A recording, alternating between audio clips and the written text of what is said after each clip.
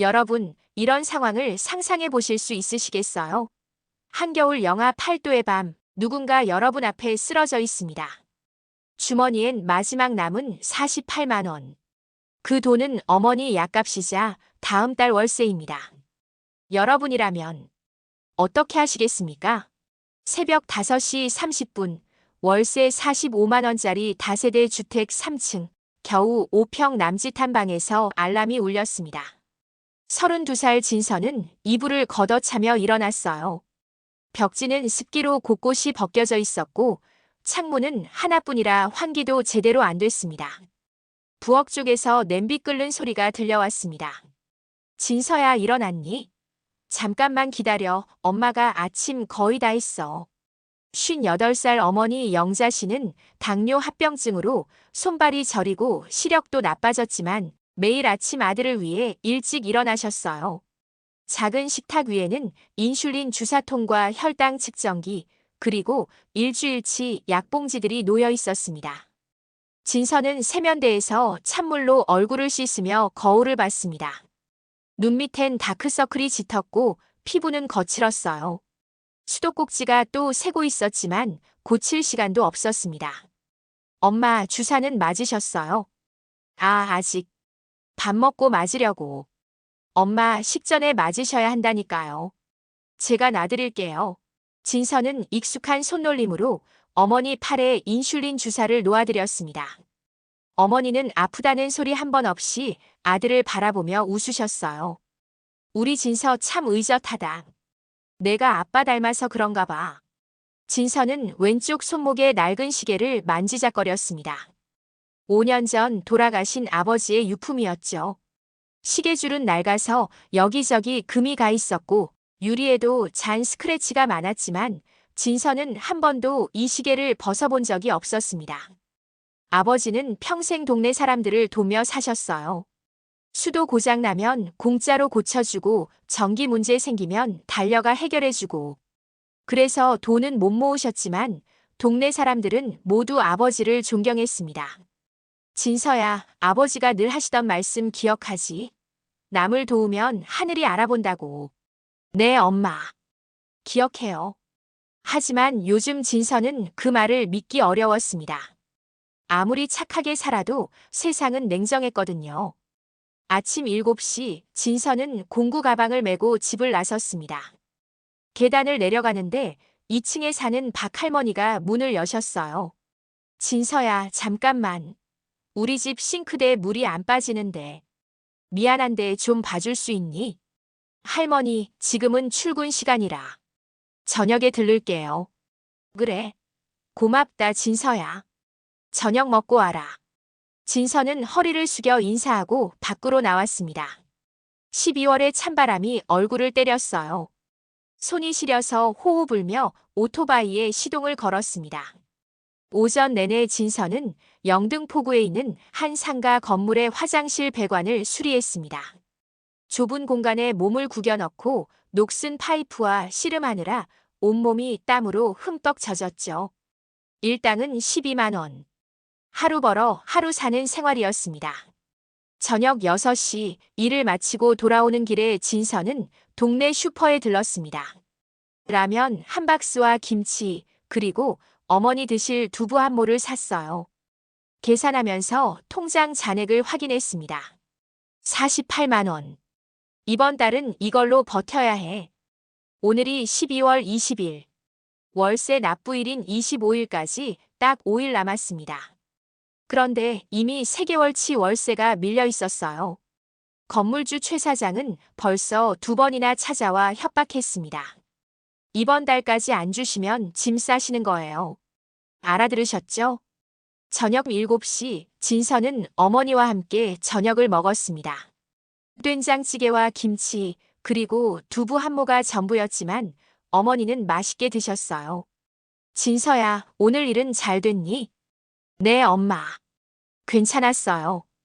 거짓말이었습니다. 사실 일주일째 큰 일감이 없었거든요.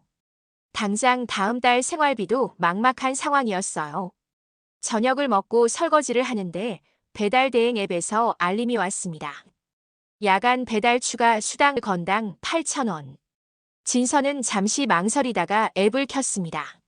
조금이라도 더 벌어야 했거든요. 엄마, 저 잠깐 나갔다 올게요. 이 추운 날 또 나가니? 진서야, 몸 상하겠다. 괜찮아요, 엄마. 금방 올게요. 밤 9시 진서는 배달용 오토바이를 타고 서울 밤거리를 달렸습니다. 영하로 떨어진 날씨의 바람이 얼굴을 칼처럼 베었어요. 장갑을 껴도 손가락 끝이 얼어붙는 것 같았습니다. 첫 번째 배달, 두 번째 배달, 세 번째 배달. 한 건당 8,000원씩 진서는 쉬지 않고 달렸습니다. 밤 11시 30분 마지막 배달을 끝내고 집으로 돌아가는 길이었습니다. 구로디지털 단지 뒷골목을 지나가는데 가로등 불빛 아래 뭔가 검은 그림자가 보였어요. 진서는 속도를 줄이며 자세히 봤습니다. 저건 사람이야? 오토바이를 세우고 다가가 보니 70대로 보이는 노인이 길바닥에 쓰러져 있었습니다. 옷은 너덜너덜하고 머리는 헝클어져 있었어요. 얼굴은 흙먼지로 더러웠고 손은 얼음장처럼 차가웠습니다. 아저씨, 아저씨 괜찮으세요? 진서는 노인을 흔들었지만 반응이 없었습니다. 숨은 쉬고 있었지만 매우 약했어요. 입술은 파랗게 질려 있었고 체온이 너무 낮았습니다. 이러다 동사하시겠어. 진서는 즉시 119에 전화를 걸었습니다. 네, 119입니다. 저기 노인분이 길에 쓰러져 계세요. 저체온증 같은데 빨리 와주세요. 위치가 어디신가요? 구로구 디지털로 29길 가로등 5번 근처입니다. 잠시만요. 죄송합니다. 지금 출동 가능한 구급차가 없습니다. 최소 40분 정도 소요될 것 같습니다. 40분이요? 그럼 이분 위험하시겠는데요. 최선을 다하겠습니다만. 진서는 전화를 끊고 노인을 다시 봤습니다. 숨소리가 점점 약해지고 있었어요. 40분을 기다릴 수가 없었습니다. 어떡하지? 집에서 어머니가 애타게 기다리실 텐데. 그때 아버지의 목소리가 귓가에 들렸습니다. 진서야, 사람 목숨이 제일 중요한 거야. 돈은 다시 벌 수 있지만 생명은 돌이킬 수 없단다. 진서는 시계를 봤습니다. 아버지의 시계였죠. 시계바늘이 11시 48분을 가리키고 있었습니다. 아저씨, 제가 병원에 모셔다 드릴게요. 조금만 참으세요. 진서는 택시를 불렀습니다. 다행히 2분 만에 택시가 왔어요. 기사님, 가장 가까운 응급실로 빨리 가주세요. 알겠습니다. 택시 안에서 진서는 노인의 손을 꼭 잡았습니다. 차가운 손이 조금씩 따뜻해지는 게 느껴졌어요. 노인은 희미한 의식 속에서 중얼거렸습니다. 말씀하지 마세요. 금방 병원 도착해요. 15분 후 서울대병원 응급실에 도착했습니다. 택시비는 18,000원이 나왔어요. 진서는 떨리는 손으로 카드를 건넸습니다. 이제 46만 2천원 남았다. 응급실 직원들이 노인을 들것에 실어 안으로 옮겼습니다. 진서도 함께 따라 들어갔죠. 보호자이세요? 아니요. 길에서 쓰러져 계신 걸 발견해서 모셔왔어요. 신원을 알 수 있는 게 있나요? 진서는 노인의 주머니를 살펴봤습니다. 하지만 아무것도 없었어요. 지갑도 핸드폰도 신분증도 없었습니다. 아무것도 없네요. 일단 응급 처치부터 하겠습니다. 저체온증이 심하고 탈수 증세도 있습니다. 입원 치료가 필요할 것 같은데요. 입원이요? 의사가 진서를 따로 불러 설명했습니다. 환자분 나이가 많으시고 영양 상태도 좋지 않습니다. 최소 이틀은 입원하셔야 할 것 같아요. 그리고 의사는 잠시 머뭇거리다 말을 이었습니다. 비용이 좀 나올 겁니다. 응급 처치비와 이틀 입원비 합쳐서 대략 320만 원 정도 예상됩니다. 진서는 머리를 망치로 얻어맞은 것 같았습니다. 320만 원. 통장에 남은 돈은 46만 2천 원. 카드 한도는 이미 다 썼고 어떻게 해야 할지 막막했습니다. 저기, 제가 돈이 많지 않은데 혹시 분할로 신용카드는 됩니다. 한 번에 결제하셔야 해요. 진서는 지갑에서 마지막 비상용 카드를 꺼냈습니다. 한도가 400만 원 남은 카드였는데 이건 정말 급할 때만 쓰려고 아껴둔 거였어요. 어머니 수술비나 큰일이 생겼을 때를 위해서요. 어떡하지? 이 돈 쓰면 엄마 약값은. 진서는 한참 동안 카드를 쥐고 서 있었습니다. 손이 떨렸어요. 이 결정이 자신의 인생을 어떻게 바꿀지 전혀 몰랐습니다. 그때 응급실에서 의료진의 다급한 목소리가 들렸습니다. 혈압 떨어지고 있습니다. 빨리. 진서는 더 이상 망설일 수 없었습니다. 카드로 결제하겠습니다. 네, 여기 서명해 주세요. 결제 승인이 떨어지는 순간 진서의 가슴이 쿵 내려앉았습니다. 이제 남은 돈은 46만 2천 원. 그것도 다음 주 월세 45만 원을 내면 1만 2천 원만 남습니다. 괜찮아. 일을 더 열심히 해서 벌면 돼. 사람 목숨이 제일 중요하잖아. 새벽 2시 진서는 응급실 대기석에 앉아 있었습니다.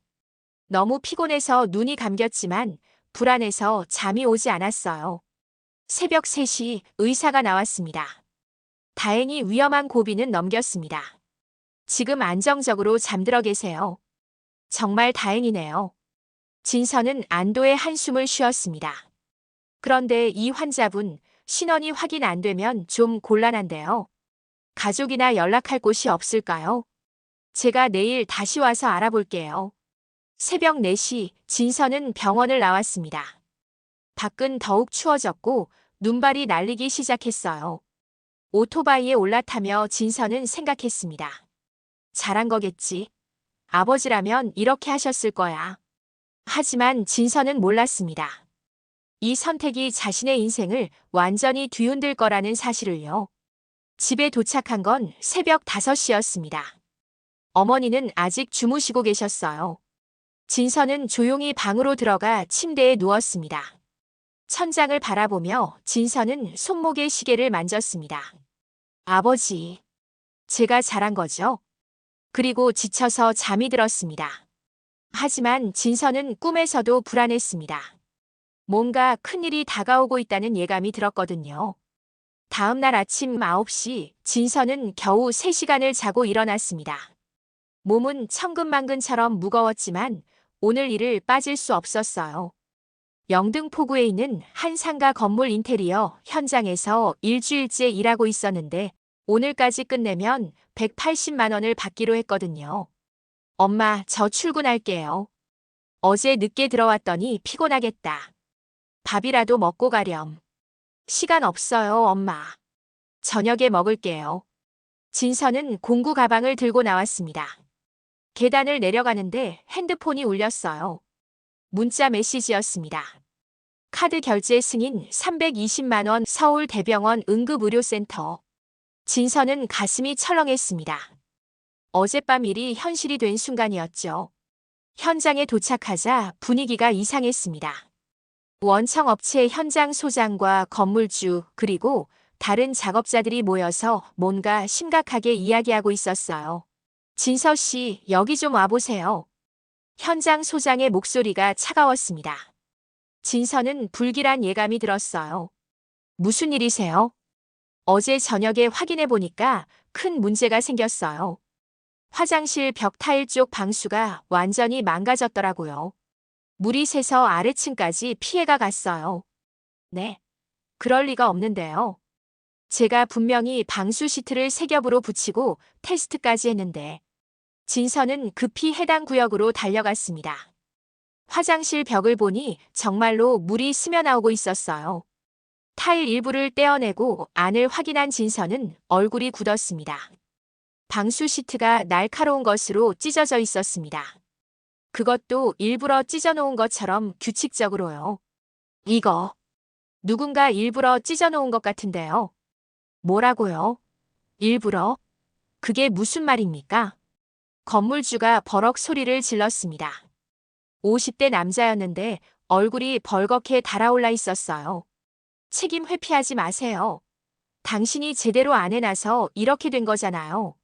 아니에요. 정말로 이건 누군가. 증거 있어요? 없으면 그냥 당신 책임이에요. 현장 소장이 진서를 옆으로 데리고 갔습니다. 진서 씨, 미안하지만 이번 거는 여기서 끝내는 게 좋겠어요. 네. 그게 무슨. 계약 해지합니다. 그리고 일주일치 작업 대금 180만 원은 드릴 수 없어요. 오히려 건물주한테 손해배상 요구받을 수도 있으니까 조용히 정리하세요. 진서는 귀를 의심했습니다. 소장님, 이건 제 잘못이 아니에요. 누가 일부러 훼손한 거라고요. 그럼 누가 그랬다는 거예요? 여기 출입하는 사람들 다 아는 사람들인데. 진서 씨가 실수한 거 아니면 누가 그랬겠어요? 하지만 그만하세요. 더 이상 말하면 정말로 고소당합니다. 짐 싸서 나가세요. 진서는 할 말을 잃었습니다. 억울했지만 증거가 없었어요. 다른 작업자들도 모두 외면했습니다. 공구를 챙기며 나오는데 한 작업자가 작은 목소리로 속삭였습니다. 진서 씨, 어제 저녁 늦게 누가 몰래 들어오는 거 봤어요. 근데 누군지는 못 봤어요. 죄송해요. 진서는 고개만 끄덕이고 현장을 나왔습니다. 오전 11시 진서는 멍하니 길거리에 서 있었습니다. 일주일 동안 땀 흘려 일한 게 한순간에 물거품이 됐어요. 게다가 손해배상까지 당할 수도 있다니. 핸드폰이 계속 울렸습니다. 월세 3개월 연체 최종 독촉. 12월 25일까지 미납씨 강제 퇴거. 어머님 당뇨약 처방 예정일 인슐린 주사 31분 18만 원 결제 필요. 휴대폰 요금 2개월 연체 12월 28일 서비스 정지 예정. 진서는 손이 떨려서 핸드폰을 제대로 잡을 수가 없었습니다. 180만 원을 날렸어. 거기다 어젯밤 320만 원. 통장엔 46만 원밖에 없고. 진서는 그 자리에 주저앉고 싶었습니다. 하지만 사람들이 지나다니는 길거리였기에 겨우 참았어요. 병원에 가서 그 노인분을 찾아야 해. 연락처라도 받아야. 진서는 서울 대병원으로 향했습니다. 지하철을 타고 가는 동안 계속 생각했어요. 어쩌면 그분이 돈을 돌려주실지도 몰라. 아니면 조금이라도 도와주실 수도 있고. 하지만 마음 한구석에선 알고 있었습니다. 그런 기적 같은 일은 일어나지 않을 거라는 걸. 오후 1시 병원에 도착한 진서는 응급실로 갔습니다. 저기요, 어제 제가 모셔온 노인 환자분 계신가요? 간호사가 컴퓨터를 확인하더니 고개를 저었습니다. 아, 그분이요? 새벽 6시쯤 깨어나시더니 급히 퇴원하셨어요. 네, 퇴원을요? 네, 만류했는데 안 된다고 하시더라고요. 몸 상태가 아직 완전히 회복 안 됐는데. 연락처나 이름은 남기셨나요? 아니요, 아무것도 남기지 않으셨어요. 그냥 나가셨어요. 진서는 허탈하게 웃었습니다. 그렇지. 뭘 기대했던 거야. 병원을 나오는데 다리에 힘이 풀렸습니다. 320만 원을 쓰고도 감사 인사 한마디, 연락처 하나 못 받았어요. 집으로 돌아가는 길, 진서는 동네 슈퍼 앞을 지나갔습니다. 평소 안면이 있던 아줌마들이 모여서 수군거리고 있었어요. 야, 진서 아니야? 요즘 형편 어렵다더니 정말인가 봐. 얼굴이 완전. 어휴, 그러게. 착하기만 해서 뭐해.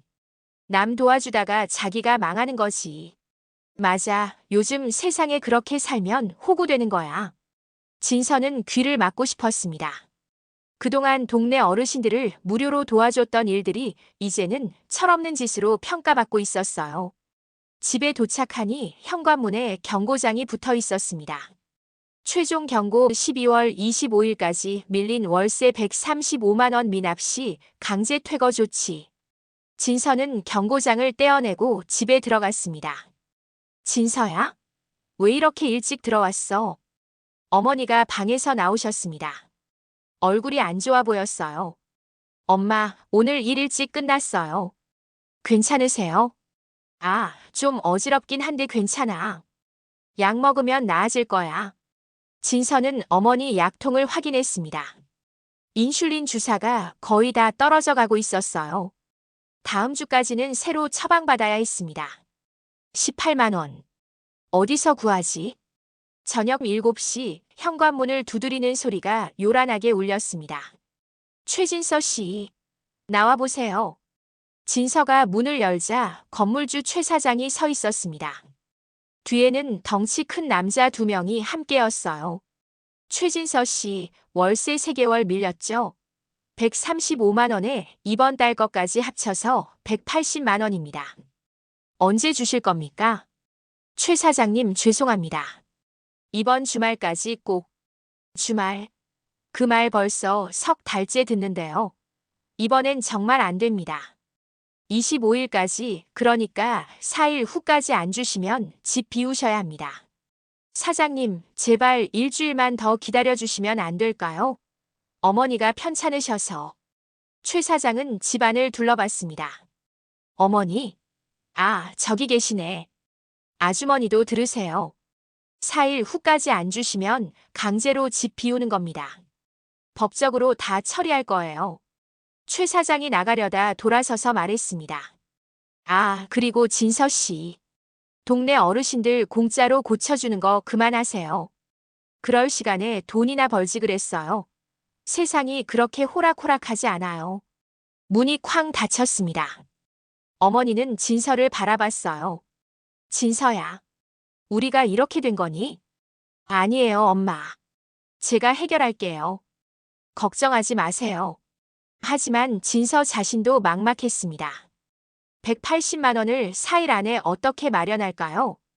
그날 밤 진서는 잠을 이룰 수 없었습니다. 천장만 바라보며 생각했어요. 내가 잘못 산 걸까? 남을 도우면 안 되는 걸까? 아버지 가르침이 틀린 걸까? 새벽 2시 진서는 일어나 책상 서랍을 열었습니다. 그 안에는 아버지 사진이 있었어요. 아버지는 사진 속에서도 환하게 웃고 계셨습니다. 아버지, 저 어떡하면 좋을까요? 진서는 아버지 사진을 꼭 안았습니다. 그리고 결심했습니다. 다시는 남일에 나서지 않을 거야. 내 가족도 못 지키는데 무슨 선행이야. 하지만 진서는 몰랐습니다. 운명은 이미 그를 향해 더 큰 파도를 준비하고 있었다는 사실을요. 3일이 지났지만 진서의 상황은 나아지지 않았습니다. 오히려 더 나빠졌죠. 180만 원 일감은 날아갔고 어머니 약값 18만 원은 다음 주까지 마련해야 했고 4일 후면 집에서 쫓겨날 판이었습니다. 진서는 동네 작은 카페에 앉아 구인구직 앱을 뒤적이고 있었습니다. 커피 한 잔도 아까워서 물만 달라고 했어요. 1시간째 앱을 보고 있는데 일자리는 보이지 않았습니다. 혹시 최진서 씨 맞으세요? 진서는 고개를 들었습니다. 40대 중반으로 보이는 남자가 명함을 내밀고 있었어요. 깔끔한 와이셔츠에 정장 바지, 미소를 띤 얼굴이었습니다. 네, 그런데 누구시죠? 아, 제 소개를 먼저 해야겠네요. 저는 희망나눔 봉사단에서 일하는 김철수 대리라고 합니다. 남자는 명함을 테이블 위에 놓았습니다. 희망나눔 봉사단 선한 사람들을 돕는 비영리 단체. 저희는 사회에 선한 영향을 끼치지만 정작 본인은 어려움을 겪는 분들을 지원하는 단체입니다. 진서 씨 같은 경우요. 어떻게 저를 아시는데요? 동네 분들한테 들었죠. 진서 씨가 어르신들을 무료로 도와주시면서도 본인은 형편이 어렵다고요. 저희가 그런 분들을 후원하고 있습니다. 진서는 의아했지만 일단 귀를 기울였습니다. 어떤 지원을 하시는데요? 소규모 창업 자금을 무이자로 지원해드립니다. 최대 500만 원까지 가능하고요. 2년 거치에 3년 상환입니다. 진서의 눈이 반짝였습니다. 500만 원이면 밀린 월세 180만 원을 내고 어머니 약값도 내고 당분간 생활비로 쓸 수 있었어요. 정말 무이자인가요? 조건 같은 건 없고요. 물론입니다. 저희는 비영리 단체니까요. 다만 매달 간단한 활동 보고서를 제출하셔야 하고 지원받은 돈으로 봉사활동도 병행해 주셔야 합니다. 그 정도야 당연히 할 수 있죠. 좋습니다. 그럼 며칠 후에 다시 만나서 서류 작성하시죠. 제가 전화 드릴게요. 김 대리가 떠난 후 진서는 명함을 들여다봤습니다. 마음 한구석에서는 조심하라는 목소리가 들렸지만 지금 당장은 이게 유일한 희망처럼 보였습니다. 사흘 후 진서는 김 대리와 약속한 카페에서 만났습니다. 김 대리는 서류 가방을 열어 두툼한 계약서를 꺼냈어요. 여기 사인만 하시면 됩니다. 참, 보증인 한 분이 필요한데 어머니로 하셔도 괜찮습니다. 진서는 계약서를 받아 읽기 시작했습니다. A사 용지 15장 분량에 법률 용어가 빽빽하게 적혀 있었어요. 갑, 을, 제1조, 제2조. 머리가 아팠습니다. 진서 씨, 이번 주 지원 마감이라 오늘 안에 처리해야 해요. 다음 기수는 3개월 후거든요. 3개월이요? 그럼 너무 늦는데. 그렇죠. 그러니까 오늘 결정하셔야 해요. 진서는 계약서를 계속 읽으려 했지만 김 대리가 재촉했습니다. 진서 씨, 저도 오늘 다른 일정이 많아서요. 신뢰하시고 사인해 주시면 안 될까요? 저희 단체는 이미 200명 넘게 지원했습니다. 진서는 잠시 망설였습니다. 하지만 4일 후면 집에서 쫓겨나는 상황이었어요. 선택의 여지가 없었습니다. 알겠습니다. 여기 사인하면 되죠? 네, 여기하고 여기, 그리고 어머니 보증인 란에도 서명 부탁드립니다. 진서는 떨리는 손으로 자신의 이름을 썼습니다. 그리고 어머니 이름도 적었어요. 어머니께 말씀드리지 않은 게 마음에 걸렸지만 나중에 설명드리면 이해하실 거라고 생각했습니다. 좋습니다. 그럼 5일 후에 500만 원 입금될 겁니다. 축하드려요, 진서 씨. 일주일 후 정말로 진서 통장에 500만 원이 입금됐습니다. 진서는 기뻐서 어머니께 달려갔어요. 엄마, 봉사단체에서 지원금 받았어요. 정말? 얼마나? 500만 원이요. 이제 월세도 내고 엄마 약도 사고 당분간 걱정 없어요. 그래. 우리 진서 하늘이 도와주시나 봐. 어머니는 환하게 웃으셨습니다. 진서는 그날로 최 사장에게 밀린 월세 180만 원을 입금했어요. 그리고 어머니 약값 18만 원도 결제했습니다. 남은 돈으로 냉장고에 음식도 채웠죠. 이틀 동안은 정말 행복했습니다. 오랜만에 걱정 없이 잠을 잤어요. 하지만 2주 후 모든 게 무너졌습니다. 진서가 배달 일을 하고 있는데 낯선 번호로 전화가 걸려왔어요. 최진서 씨 맞죠? 목소리가 차갑고 무거웠습니다. 네, 그런데 누구세요? 저는 대한금융대부 대표 광수라고 합니다. 진서 씨, 이번 달 이자 납부일이 지났는데 아직 입금이 안 됐네요. 대한금융대부요? 저 그런 데서 돈 빌린 적 없는데요. 아니, 희망나눔 봉사단에서 500만 원 받으셨잖아요. 그게 저희 대부업체를 통한 겁니다. 진서는 가슴이 철렁 내려앉았습니다. 무슨 소리세요? 그건 비영리단체 지원금이라고 들었는데요. 계약서 안 읽어보셨어요? 거기 우리 회사 이름 다 나와 있습니다. 제12조 2항이에요. 월 이자 15%, 3개월 거치 후 원리금 상환. 이번 달부터 75만 원씩 내셔야 합니다. 15%요? 그건 사기잖아요. 사기? 진서 씨가 직접 사인하셨잖아요. 보증인으로 어머니 이름도 올라가 있고요. 계약서 다시 확인해 보세요. 이번 달 25일까지 75만 원 입금 부탁드립니다. 전화가 끊긴 후 진서는 급히 집으로 달려갔습니다. 서랍에서 계약서를 꺼내 읽기 시작했어요. 작은 글씨로 빽빽하게 적힌 조항들 사이에 정말로 있었습니다. 제12조 2항 대출은 대한금융대부주를 통해 실행되며 월 이자율 15%가 적용됨. 진서는 무릎이 꺾였습니다. 완전히 속은 거였어요. 어떡하지? 75만 원을 어떻게 마련해? 며칠이 지났지만 진서는 75만 원을 구할 방법이 없었습니다. 배달일로는 하루 10만 원 정도밖에 못 벌었거든요. 25일 저녁 진서가 배달 일을 마치고 집에 돌아왔을 때 현관문 앞에 3명의 남자가 서 있었습니다.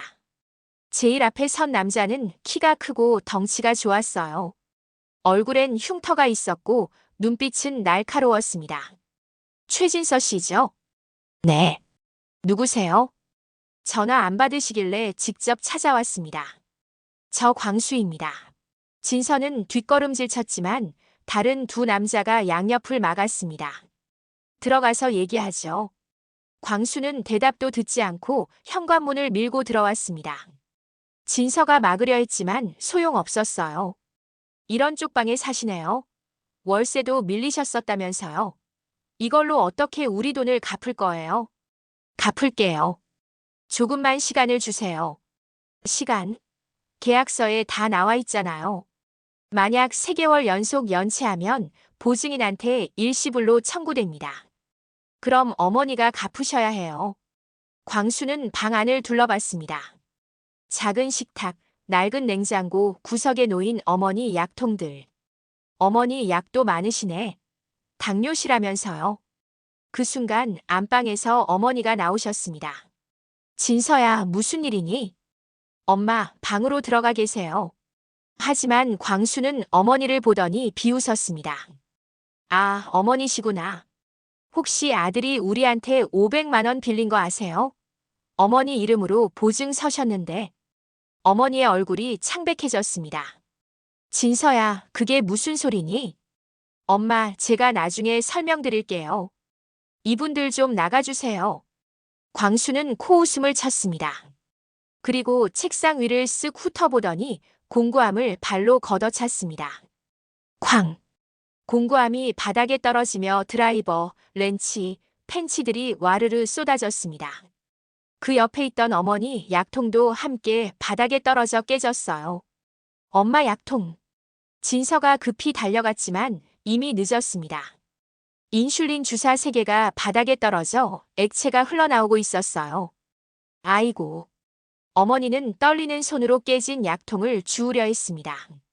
조심하세요. 진서는 어머니를 말렸습니다.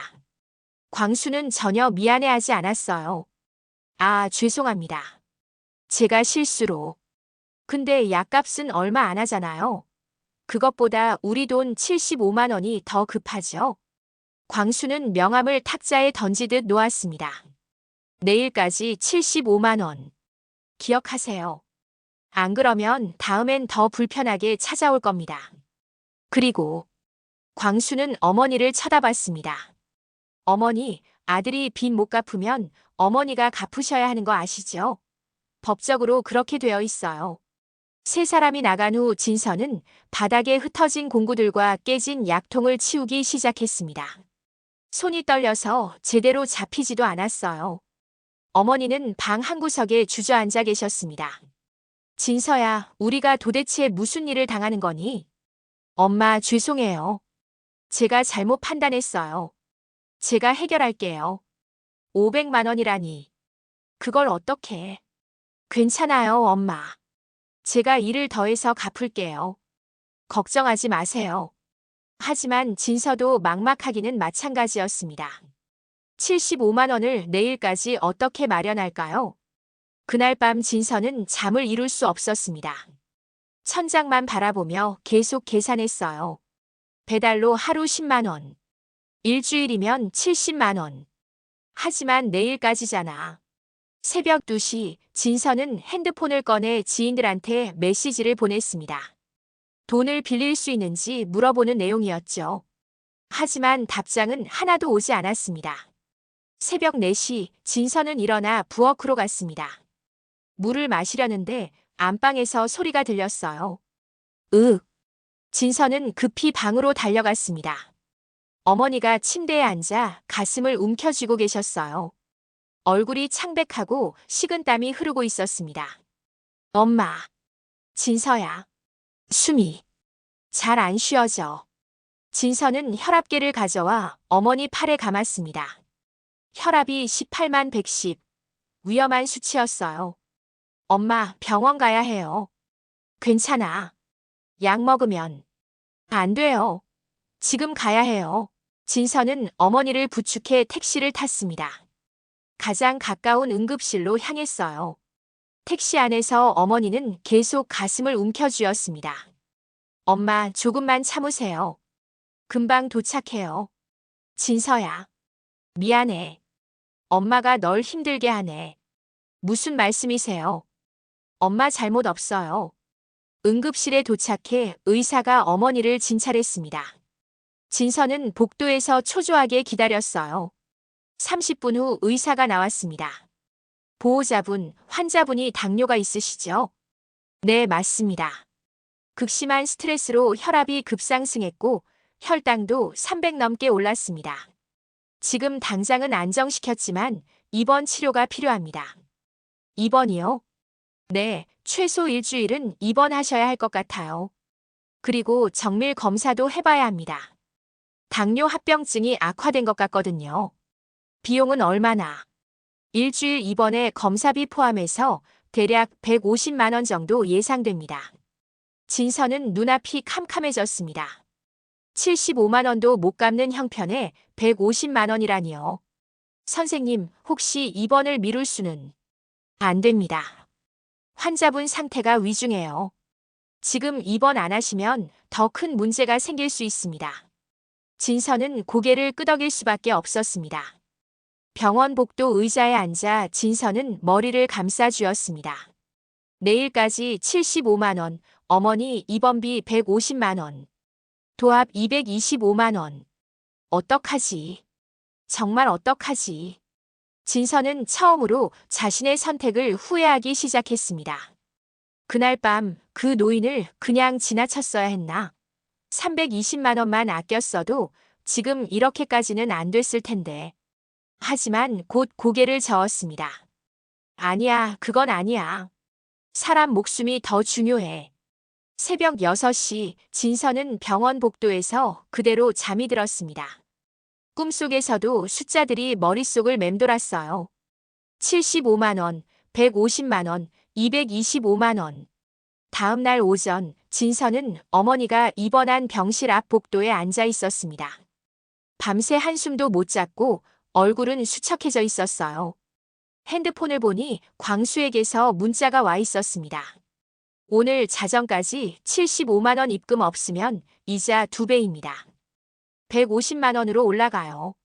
진서는 한숨을 쉬었습니다. 어떻게 해야 할지 정말 막막했어요. 병실로 들어가 어머니를 봤습니다. 느린 거를 맡고 계셨는데 얼굴이 많이 나아 보였어요. 진서야, 밤새 여기 있었니? 집에 가서 쉬어야지. 괜찮아요, 엄마. 저는 괜찮아요. 내가 너 때문에 걱정이다. 그 사람들. 정말 무서웠어. 엄마, 제가 해결할게요. 걱정하지 마세요. 진서는 어머니 손을 꼭 잡았습니다. 하지만 속으로는 두려웠어요. 점심시간이 되어 진서는 병원 구내식당에서 싸구려 김밥을 샀습니다. 3,000원. 이제 돈을 아껴야 했거든요. 식당 한 구석에 앉아 김밥을 먹는데 벽에 걸린 TV에서 뉴스가 나오고 있었습니다. 속보입니다. 국내 굴지의 대기업 태운그룹의 진태운 명예회장이 최근 건강 이상설로 공식 석상에 나타나지 않고 있다는 소식입니다. 진서는 김밥을 먹다 말고 TV를 쳐다봤습니다. 태운그룹 측은 단순 휴식이라고 밝혔지만 업계에서는 회장의 건강 악화설이 계속 나오고 있습니다. 특히 최근 기억장애로 인해 업무에서 손을 뗐다는 내부 관계자 증언도 나오고 있습니다. 화면에 진태훈 회장의 사진이 크게 떴습니다. 73세 노인이 고급 양복을 입고 카메라를 응시하고 있는 모습이었어요. 진서는 그 순간 온몸에 전기가 흐르는 것 같았습니다. 김밥을 든 손이 멈췄고 눈은 TV 화면에 고정됐어요. 저 사람. 얼굴 윤곽, 눈매, 코, 입매. 그리고 특히 미간에 있는 작은 점. 분명히 봤습니다. 자신이 그날 밤 구했던 그 노인과 똑같았어요. 설마 그럴 리가. 진서는 급히 핸드폰을 꺼냈습니다. 포털 사이트에 진태훈 회장을 검색했어요. 사진들이 쏟아져 나왔습니다. 하나하나 확대해서 봤습니다. 젊었을 때 사진, 중년 때 사진, 최근 사진. 모든 사진 속 얼굴이 그날 밤 노인과 비슷했어요. 진서는 병원 CCTV 캡처 사진을 꺼냈습니다. 응급실 직원이 나중에 보내준 거였죠. 쓰러진 노인을 들것에 싣는 장면이었어요. 핸드폰 화면과 사진을 나란히 놓고 비교했습니다. 너무 비슷했어요. 아니, 비슷한 게 아니라 같은 사람 같았습니다. 하지만 말이 안 돼. 재벌 회장이 그렇게 너덜너덜한 옷을 입고 길에 쓰러져 있을 리가. 진서는 고개를 저었습니다. 자신이 착각하는 거라고 생각했어요. 워낙 정신이 없다 보니 헛것을 보는 거라고요. 하지만 마음 한구석에서는 계속 의심이 떠나지 않았습니다. 오후 3시 진서는 어머니 병실로 돌아갔습니다. 어머니는 주무시고 계셨어요. 진서는 창가에 앉아 다시 핸드폰을 꺼냈습니다. 진태훈 회장 실종을 검색했습니다. 기사 몇 개가 나왔어요. 태훈그룹 회장, 올해만 3차례 실종 소동. 진태훈 회장 기억장애 심각. 가족들 우려. 치매 증세로 집 밖 배회하다 발견돼. 진서는 기사를 하나하나 읽어내려갔습니다. 가슴이 두근거렸어요. 기사 내용에 따르면 진태훈 회장은 올해 초부터 경증 치매 진단을 받았고 가끔 기억이 혼란스러워 집을 나가 헤매는 일이 있었다고 합니다. 가족들이 24시간 케어를 하고 있지만 가끔 경비의 눈을 피해 나가곤 한다고요. 그럼 정말로 그분이 진태훈 회장님이신 거야? 진서는 믿기지 않았습니다. 하지만 점점 확신이 들기 시작했어요. 저녁 6시 진서는 병원을 나와 동네 슈퍼로 갔습니다. 라면과 김치를 사려고요. 계산대에서 줄을 서는데 앞에서 아줌마 2명이 수군거리고 있었습니다. 야, 뉴스 봤어? 태훈그룹 회장이 치매래. 어머 그래. 돈이 많아도 병은 못 피하나 봐. 맞아. 근데 몇 번 실종됐었다잖아. 밤에 나가서 헤매고 다닌다면서? 어머나 무섭다. 그런 큰 기업 회장이. 진서는 귀가 번쩍 뜨였습니다. 슈퍼 아줌마들도 아는 얘기라면 꽤 유명한 소문인가 봅니다. 집에 돌아와 진서는 노트북을 켰습니다. 더 자세히 조사해 보기로 했어요. 진태훈 회장에 대한 정보를 샅샅이 찾아봤습니다. 태훈그룹은 건설, 유통, 금융을 아우르는 대기업이었고 진태훈 회장은 창업주였습니다. 73세 슬아의 아들 하나. 진서는 회장 사진들을 하나씩 저장했습니다. 그리고 병원 CCTV 사진과 비교하기 시작했어요. 얼굴형 같음, 눈매 같음, 코 같음, 미간의 점 같음. 그리고 한 가지 더 눈에 띄는 게 있었습니다. 뉴스 사진을 확대해 보니 회장이 왼쪽 손목에 시계를 차고 있었어요. 낡고 오래된 시계. 빈티지 스타일의 가죽 시계줄이 달린 시계였습니다. 진서는 자신의 왼쪽 손목을 봤습니다. 아버지의 유품인 시계. 똑같은 모델이었어요. 이 시계. 아버지가 30년 전에 선물 받으셨다고 하셨는데 진서는 갑자기 아버지가 하셨던 말씀이 떠올랐습니다. 진서야, 이 시계는 아버지가 젊었을 때 은사님께 받은 거야. 세상에 딱 2개만 만들어진 시계란다. 은사님이 하나 차시고 아버지한테 하나 주셨지. 2개만 만들어진 시계. 설마. 진서는 손이 떨렸습니다. 이건 우연치고는 너무 많은 일치였어요. 그날 밤 진서는 잠을 이룰 수 없었습니다. 머릿속이 복잡했거든요. 만약 정말로 그분이 진태훈 회장님이시라면 그럼 320만 원이. 아니, 그게 중요한 게 아니야. 회장님께 연락을 드려야 하는 건가? 하지만 다음 생각이 이어졌습니다. 근데 어떻게 연락해? 재벌 회장한테 가난한 내가 무슨 수로? 그리고 믿어주실까? 오히려 사기꾼으로 오해받는 거 아니야? 진서는 베개를 뒤집어 쓰고 신음했습니다. 아, 정말 모르겠어. 새벽 3시 진서는 결심했습니다. 일단 확실히 알아보자. 만약 정말로 그분이시라면 그때 가서 생각하자. 진서는 다음 날 태운그룹 본사에 전화를 걸어볼 생각이었습니다. 하지만 어떻게 말해야 할지는 아직 몰랐어요. 그날 아침 진서는 다시 병원으로 갔습니다. 어머니는 많이 좋아지셨지만 아직 퇴원할 수는 없었어요. 진서야, 얼굴이 왜 그래? 어젯밤에 잠을 못 잤니? 아니에요, 엄마. 잘 잤어요. 거짓말. 다크서클이 여기까지 내려왔잖아. 진서는 어머니 손을 잡았습니다. 엄마, 혹시 아버지가 젊었을 때 어떤 일 하셨는지 아세요? 너도 알잖아. 동네에서 수리 일 하셨지. 그 전에요. 아버지가 서울 올라오시기 전에요. 어머니는 잠시 생각하시더니 말씀하셨습니다. 아, 그때 아버지가 한 큰 회사 건설 현장에서 일하셨어. 거기서 사장님이 아버지를 많이 아껴주셨다고 하시더라. 그 사장님이 이 시계도 주셨고. 사장님이요? 응. 성함은 잘 기억 안 나는데. 진 사장님? 아버지가 정말 존경하셨어. 진서는 가슴이 쿵 내려앉았습니다. 진 사장님. 혹시 진태훈? 일주일이 지났습니다. 어머니는 퇴원하셨지만 진서의 상황은 더욱 악화됐어요. 광수의 독촉은 날이 갈수록 심해졌고 이자는 150만 원으로 2배가 됐습니다. 최진서 씨, 이번 주까지 150만 원 안 들어오면 다음 달엔 300만 원이에요. 복리로 올라가거든요. 진서는 필사적으로 일을 찾았습니다. 그러다 일당 15만 원짜리 일용직을 발견했어요. 강남구 청담동 대저택 담장 보수 공사였습니다. 현장에 도착한 진서는 숨이 막혔습니다. 엄청난 규모의 저택이었거든요. 높은 담장, 넓은 정원, 그리고 저 멀리 보이는 한옥 스타일의 본체. 여기가 진짜 사람이 사는 곳이야. 현장 반장이 다가왔습니다. 여기 태훈가 회장님 댁이야. 함부로 굴면 안 돼. 알았지? 태훈가요? 진서는 가슴이 철렁했습니다. 태훈그룹 진태훈 회장 저택이라는 얘기잖아요.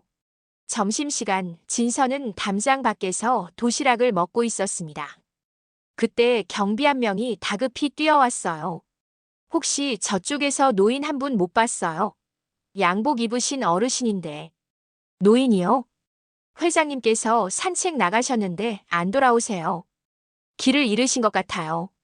진서는 반사적으로 일어났습니다. 제가 찾아볼게요. 골목 안으로 뛰어들었습니다. 좁은 골목길을 한참 달려 올라가니 한적한 주택가가 나왔어요. 그리고 골목 끝에서 양복 입은 노인이 헤매고 있는 모습이 보였습니다. 진서는 천천히 다가갔습니다. 심장이 터질 것처럼 뛰었어요. 노인의 얼굴을 확인하는 순간 진서는 온몸이 얼어붙었습니다. 맞아.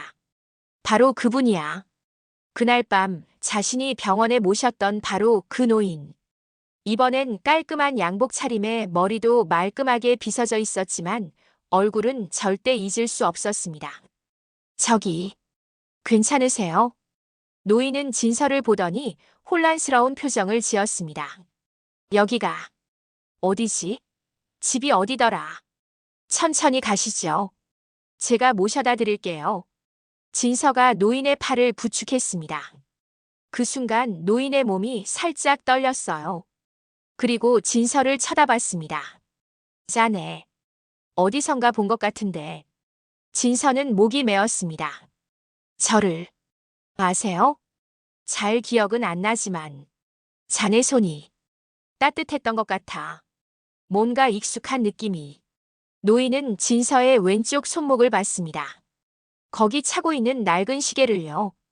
그 시계. 어디서? 아버지 유품입니다. 노인의 눈빛이 흔들렸습니다. 뭔가 기억하려는 것 같았지만 안개 속을 헤매는 것처럼 보였어요.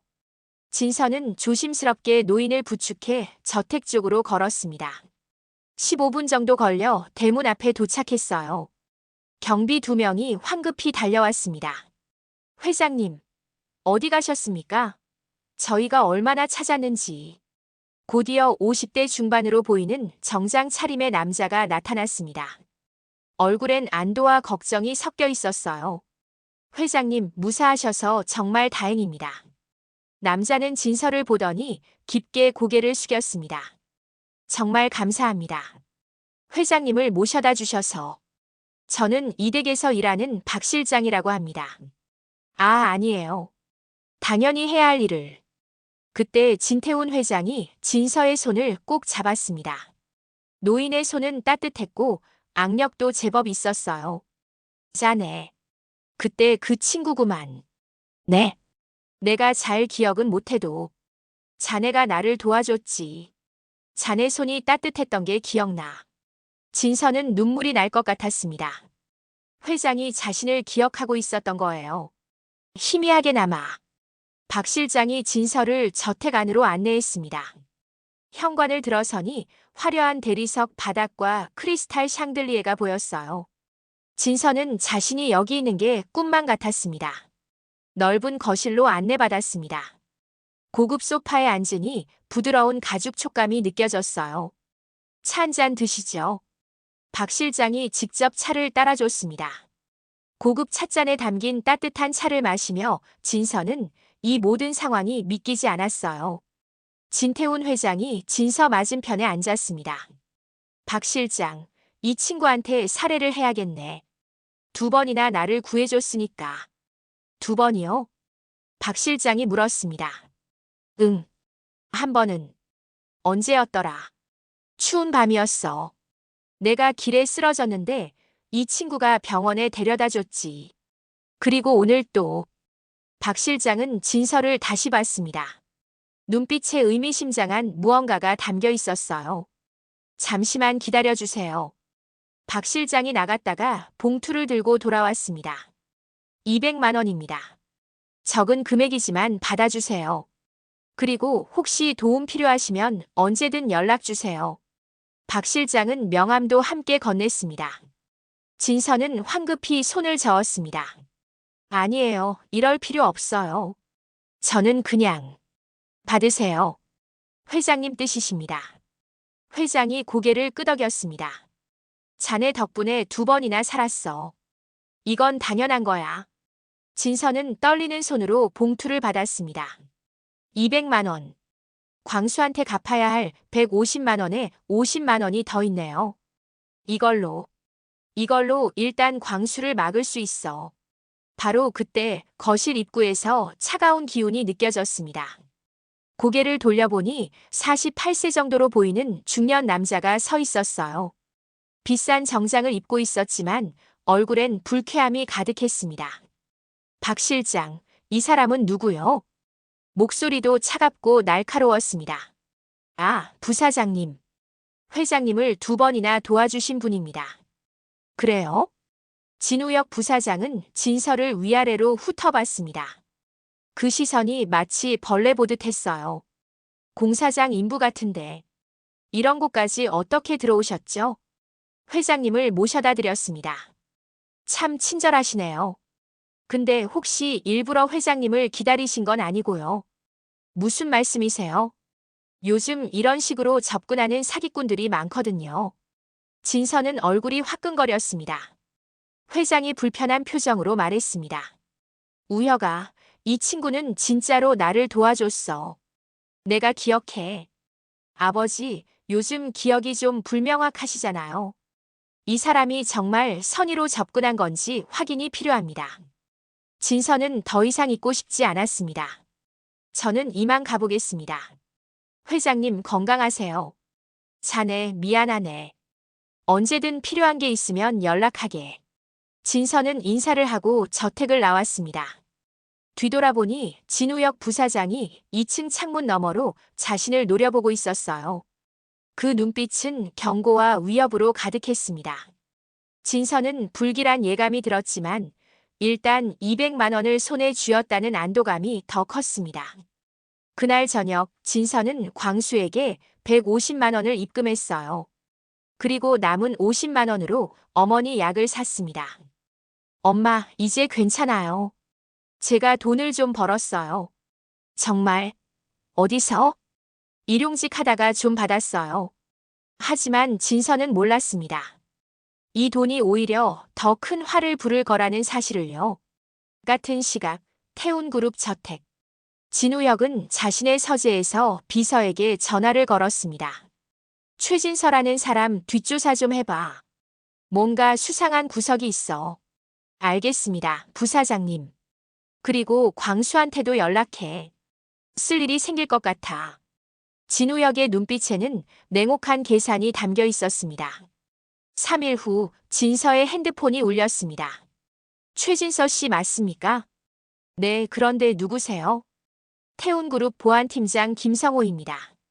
내일 오전 10시까지 본사로 출두해 주시기 바랍니다. 무슨 일로요? 회장님과 관련된 사항을 확인해야 합니다. 자세한 건 내일 말씀드리겠습니다. 전화가 끊긴 후 진서는 불안한 마음이 들었습니다. 다음 날 오전 9시 50분, 진서는 강남구 역삼동에 있는 태운그룹 본사에 도착했습니다. 50층짜리 초고층 빌딩이 하늘을 찌를 듯 솟아 있었어요. 진서는 로비에서부터 위축됐습니다. 보안팀 사무실은 15층에 있었습니다. 안내받은 회의실은 차갑고 무거운 분위기였어요. 잠시 후 김성호 팀장과 변호사로 보이는 두 남자가 들어왔습니다. 최진서 씨 앉으세요. 몇 가지 확인할 사항이 있습니다.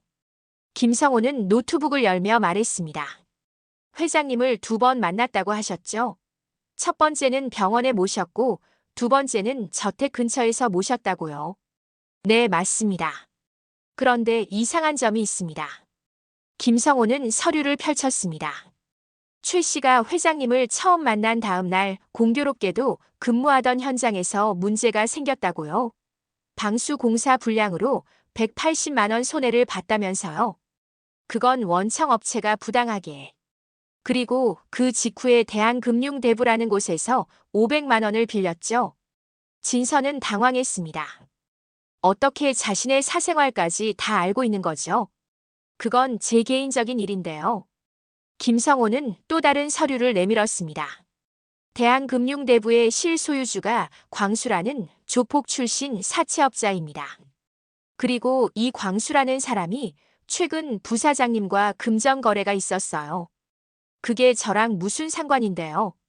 의심스러운 점이 많습니다. 회장님을 처음 구조한 게 정말 우연이었는지 아니면 처음부터 계획된 접근이었는지 말입니다. 진서는 믿을 수가 없었습니다. 무슨 말씀이세요? 제가 회장님을 사기치려고 했다는 거예요. 그때 회의실 문이 열리며 진우혁 부사장이 들어왔습니다. 최진서 씨, 직접 물어보고 싶은 게 있습니다. 진우혁은 진서 맞은편에 앉았습니다. 정말로 우연히 우리 아버지를 만난 겁니까? 당연하죠. 길에 쓰러져 계신 걸 봤고. 그런데 왜 하필 병원비로 320만 원이나 쓰셨을까요? 보통 사람이라면 119만 부르고 갔을 텐데요. 구급차가 늦게 온다고 해서. 아니면 이렇게 큰 빚을 만들어서 나중에 우리한테 보상을 요구하려던 계획이었던 건 아닐까요? 진서는 분노가 치밀어 올랐습니다. 말도 안 되는 소리 하지 마세요. 저는 정말로. 진우혁은 노트북을 돌려 진서에게 보여줬습니다. CCTV 영상이 재생됐어요. 이건 첫 번째 만남 이틀 전 영상입니다. 최 씨가 우리 집 근처를 배회하는 모습이죠. 마치 누군가를 기다리는 것처럼요. 영상 속에는 정말로 진서가 오토바이를 타고 그 근처를 지나가는 모습이 찍혀 있었습니다. 그건 제가 배달하다가. 배달 기록이 있나요? 없죠. 그리고 이것도 보세요. 또 다른 화면이 떴습니다. 통화 기록이었어요. 최 씨가 광수와 통화한 기록입니다. 회장님을 만나기 하루 전에요. 그건 광수가 일방적으로 전화한 거예요. 증거는 명확합니다. 최 씨는 계획적으로 우리 아버지에게 접근했고 금전적 이득을 얻으려 했습니다. 진서는 할 말을 잃었습니다. 모든 게 조작이고 거짓말인데 증거처럼 만들어 놓은 거였어요. 전부 거짓말이에요.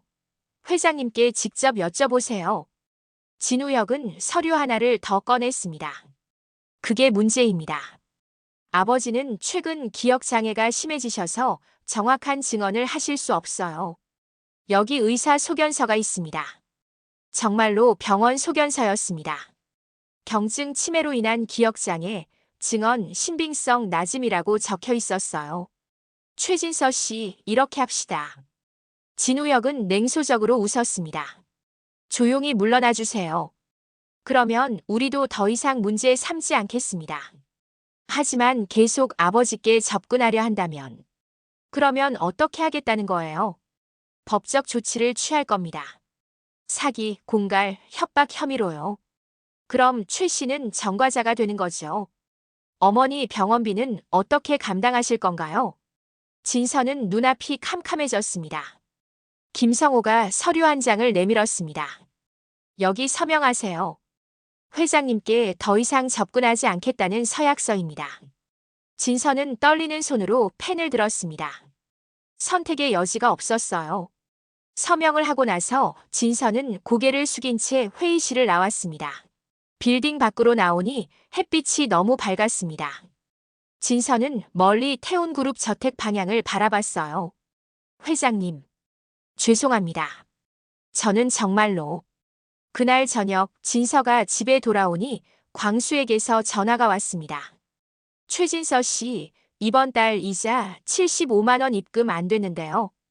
지난번에 150만 원 냈잖아요. 그건 지난달 거고요. 이번 달 건 따로예요. 내일까지 안 들어오면 또 2배로 뜁니다. 그건 너무. 아, 그리고 말인데. 태운그룹에서 깨끗이 손 떼셨다면서요.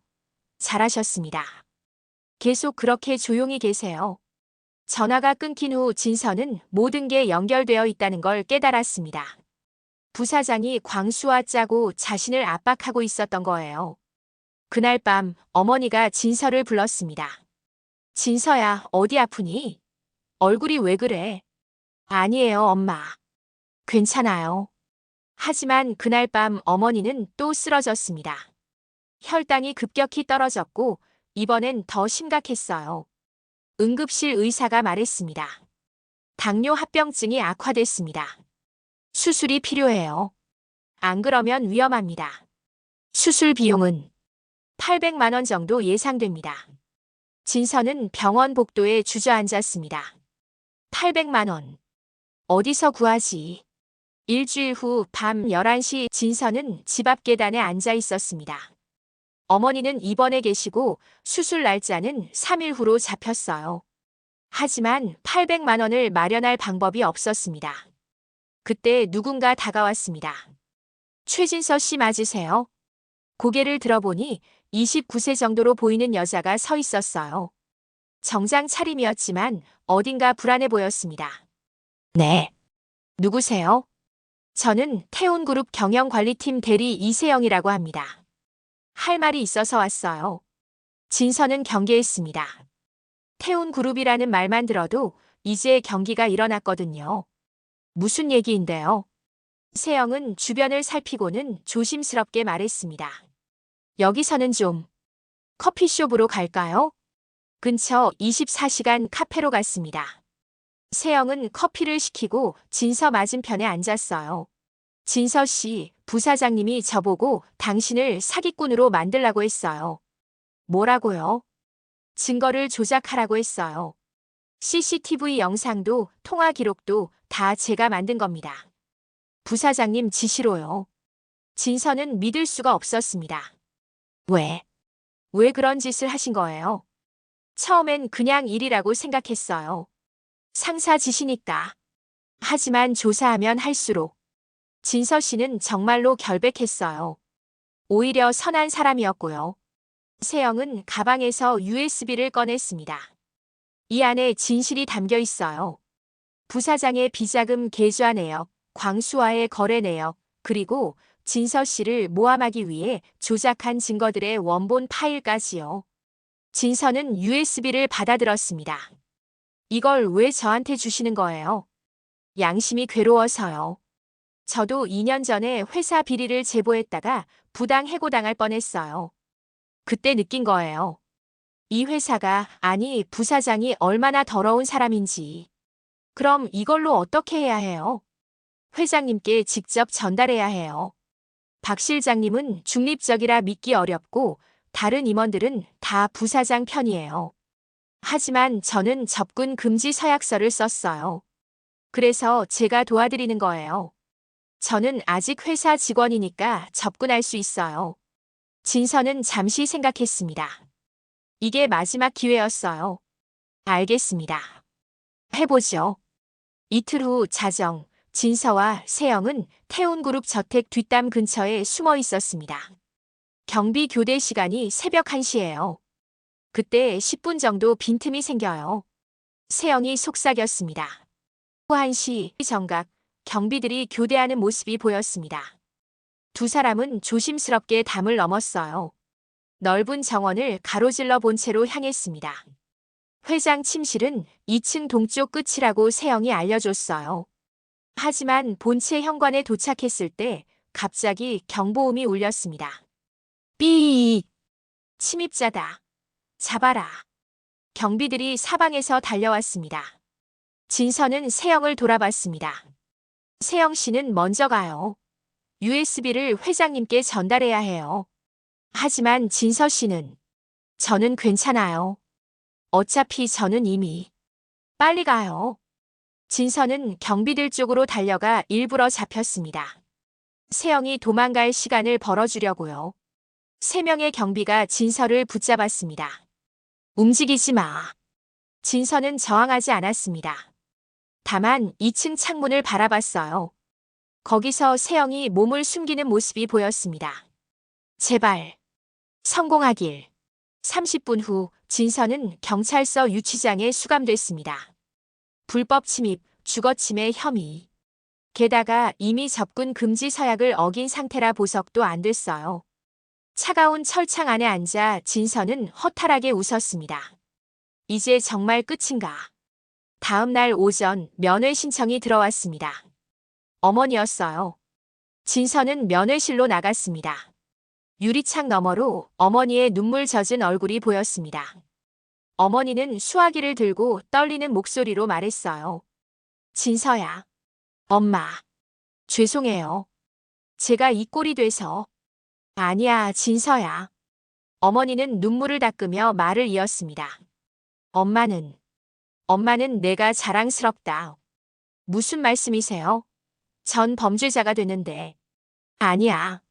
넌 끝까지 옳은 일을 하려고 했어. 내 아버지도 똑같았단다. 어머니는 유리창에 손을 댔습니다. 진서도 반대편에서 손을 댔어요. 내 아버지가 돌아가시기 전에 이런 말씀을 하셨어.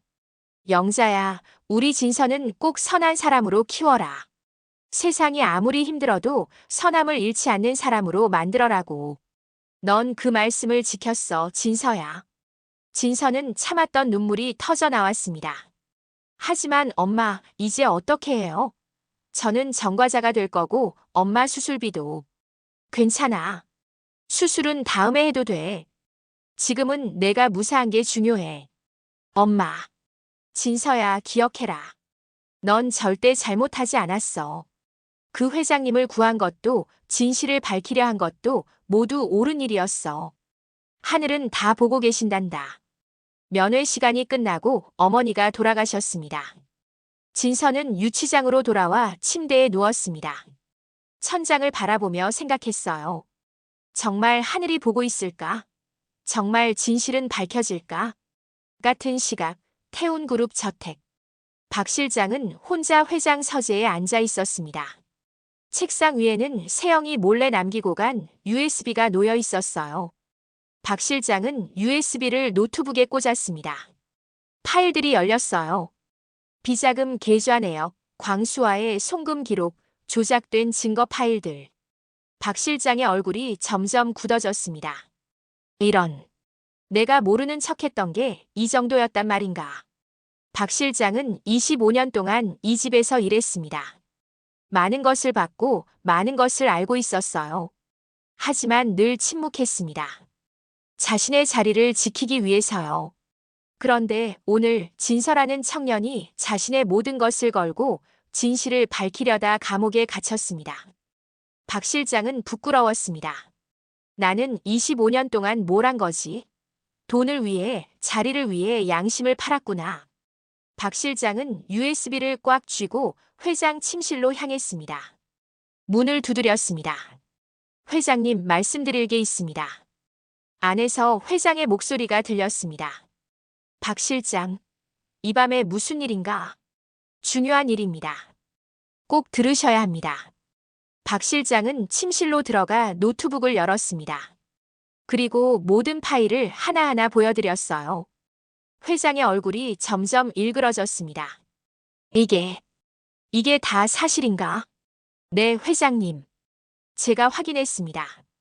그리고 최진서라는 청년. 그 청년은 정말로 회장님을 2번이나 구했습니다. 320만 원을 쓰면서까지요. 회장은 한참 동안 말이 없었습니다. 그리고 떨리는 목소리로 말했어요. 내일 아침 긴급 이사회를 소집하게. 모든 임원을 불러. 알겠습니다, 회장님. 그리고 최진서 씨 보석금을 내주게. 내일 이사회에 참석해야 하네. 박 실장은 고개를 숙였습니다. 회장님, 죄송합니다. 제가 더 일찍 말씀드렸어야 했는데. 아니야, 박 실장. 용기를 낸 게 중요해. 늦었다고 생각할 때가 가장 빠른 법이야. 다음 날 아침 9시 태운그룹 본사 50층 이사회실. 긴 회의 테이블 양쪽으로 임원 12명이 앉아 있었습니다. 진우혁 부사장도 자리에 있었어요. 그는 긴급 이사회 소집 이유를 몰랐지만 뭔가 불길한 예감이 들었습니다. 회의실 문이 열리며 진태훈 회장이 들어왔습니다. 평소보다 표정이 단단했어요. 여러분, 오늘 중요한 발표가 있습니다. 회장이 자리에 앉자 박 실장이 프로젝터를 켰습니다. 부사장님의 비자금 계좌 내역입니다. 화면에 숫자들이 떴습니다. 3년간 32억 원을 빼돌린 증거였어요. 이사들이 웅성거리기 시작했습니다. 이건 조작입니다. 진우혁이 벌떡 일어났습니다.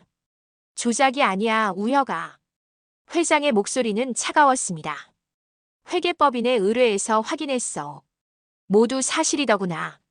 게다가 광수라는 사채업자한테 5억 원을 보낸 기록도 있더군. 박 실장이 다음 화면을 넘겼습니다.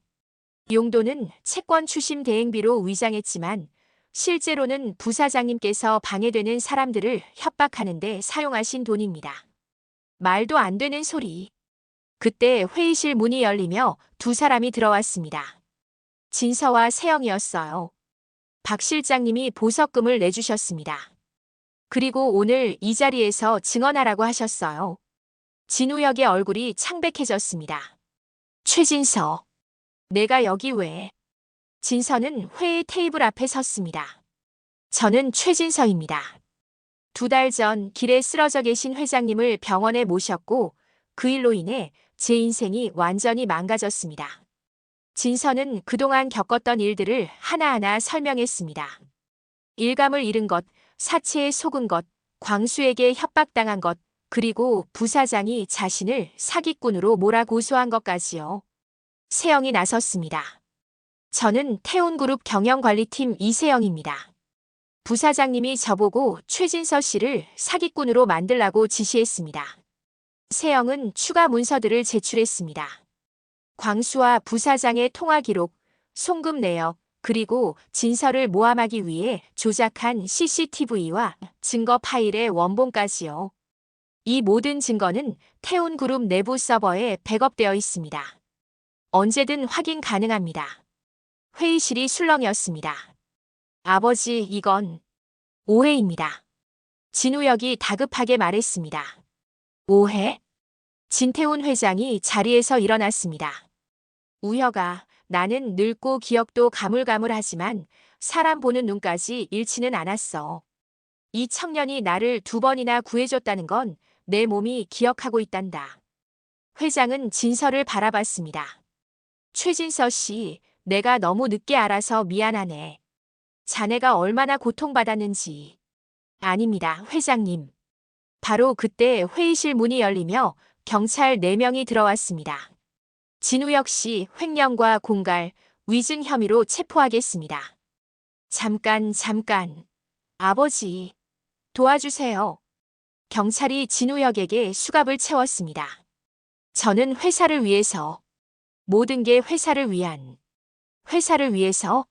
아니야, 우혁아. 넌 내 욕심을 위해서 모든 걸 한 거야. 진우혁은 수갑을 차고 끌려가며 진서를 노려봤습니다. 이 자식 내가 다 망쳤어. 그의 목소리는 복도로 사라졌습니다. 회의실에 침묵이 흘렀습니다. 여러분, 오늘 우리는 중요한 교훈을 얻었습니다. 회장이 입을 열었습니다. 권력과 돈보다 중요한 것이 있다는 걸 말입니다. 회장은 진서에게 다가와 손을 내밀었습니다. 최진서 씨, 정말 고마워요. 자네가 아니었으면 나는 끝까지 진실을 모른 채 살았을 겁니다. 두 사람은 단단히 악수했습니다. 회의가 끝난 후 회장은 진서와 세영을 따로 불렀습니다. 두 분께 제안이 있습니다. 태운그룹 산하에 희망나눔재단을 새로 만들려고 합니다. 재단이요? 네, 영세 자영업자, 청년, 노인들을 돕는 비영리 재단이죠. 그리고 최진서 씨가 그 재단을 운영해 주셨으면 합니다. 진서는 믿을 수 없다는 표정을 지었습니다. 저 같은 사람이요? 세영도 눈물을 글썽였습니다. 감사합니다, 회장님. 회장은 진서의 왼쪽 손목을 봤습니다. 낡은 시계를요. 그 시계. 어디서? 아버지 유품입니다. 회장은 자신의 손목을 보였습니다. 똑같은 모델의 시계를 차고 있었어요. 나도 30년 전 은사님께 받은 거야. 세상에 딱 두 개만 있는 시계지. 은사님이 하나 차시고 나한테 하나 주셨어. 그리고 은사님은 자기 제자한테도 하나 주셨다고 하시더군. 진서는 깨달았습니다. 아버지의 은사님이 바로 진태훈 회장이었던 거예요. 그럼 아버지와 회장님께서. 그러네. 자네 아버지가 누군지 이제 알겠어. 30년 전 내 건설 현장에서 일하셨던 분이지. 정말 성실하고 선한 분이셨어. 내가 많이 아꼈던 사람이야. 회장은 진서의 손을 다시 잡았습니다. 자네는 아버지를 닮았네. 그 선함을 그대로 물려받았어. 진서는 눈물이 났습니다. 한 달 후, 진서는 태운 희망나눔 재단 사무실에 앉아 있었습니다. 깨끗한 사무실, 밝은 햇살, 그리고 책상 위에 첫 번째 지원 대상자 서류. 어머니의 수술도 무사히 끝났습니다. 태운그룹에서 모든 비용을 부담했어요. 사채 빚도 모두 갚았고 구로구 쪽방 대신 괜찮은 아파트로 이사도 했습니다. 진서 씨, 이 케이스 어떻게 할까요? 세영이 물었습니다. 서류를 보니 60대 노인이 운영하는 작은 수리점이 월세를 못 내 폐업 위기에 처한 케이스였어요. 당연히 도와드려야죠. 진서는 승인 도장을 찍었습니다. 오후 3시 진서는 재단 차를 타고 그 수리점을 찾아갔습니다. 가게 앞에는 월세 연체로 폐업 예정이라는 안내문이 붙어 있었어요. 안녕하세요. 태운 희망나눔 재단의 최진서입니다. 지원 대상자로 선정되셨어요. 백발의 노인이 나왔습니다. 지원이요? 제가요? 노인의 눈에 눈물이 고였습니다. 세상에 아직 이런 곳이 있었구만.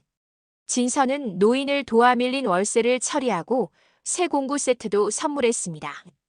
정말 감사합니다. 은인이십니다. 아니에요. 저도 한때 똑같은 처지였거든요. 그때 도움받은 은혜를 갚는 거예요. 가게를 나오는데 멀리서 진태훈 회장이 탄 차가 보였습니다. 차창이 내려가고 회장이 손을 흔들었어요. 진서도 손을 흔들어 답했습니다. 그날 저녁 진서는 어머니와 함께 저녁을 먹었습니다. 진서야, 요즘 정말 행복해 보인다. 네, 엄마. 드디어 제가 하고 싶었던 일을 하고 있거든요. 내 아버지가 보시면 정말 자랑스러워 하실 거야. 진서는 창밖을 바라봤습니다. 석양이 아름답게 지고 있었어요. 아버지, 이제 알 것 같아요. 선하게 사는 게 왜 중요한지. 1년 후, 희망나눔 재단은 500명이 넘는 사람들을 도왔습니다. 진서는 이제 작은 유명 인사가 됐어요. 어느 겨울밤, 진서는 거리에서 또 어려움에 처한 청년을 만났습니다. 추위에 떨고 있는 20대 청년이었어요. 괜찮으세요? 진서가 다가가 코트를 벗어 건넸습니다. 감사합니다. 정말 감사합니다. 재단 명함이에요. 내일 여기로 찾아오세요. 도와드릴게요. 청년은 명함을 받아들며 눈물을 흘렸습니다. 진서는 미소를 지으며 걸어갔습니다. 멀리서 진태훈 회장이 그 모습을 지켜보고 있었어요. 어쩌면 내가 구원받은 건 그날 밤이 아니라 저 청년을 만난 바로 그 순간이었을지도 모르지. 차가 출발하고 진서는 계속 걸어갔습니다. 그의 뒤에는 따뜻한 발자국이 남았고 그 발자국은 누군가의 희망이 됐습니다. 세상은 완벽히 공평하지 않습니다. 때로는 선한 사람이 고통받고 악한 사람이 잘 사는 것처럼 보이죠. 하지만 진짜 중요한 건 결과가 아니라 과정입니다. 어떻게 살았는가, 누구를 도왔는가, 무엇을 선택했는가. 그것이 바로 우리 인생의 진짜 가치입니다. 그리고 세상 어딘가에는 반드시 당신의 선행을 기억할 사람이 있습니다. 늦었다고 생각할 때가 가장 빠른 때입니다.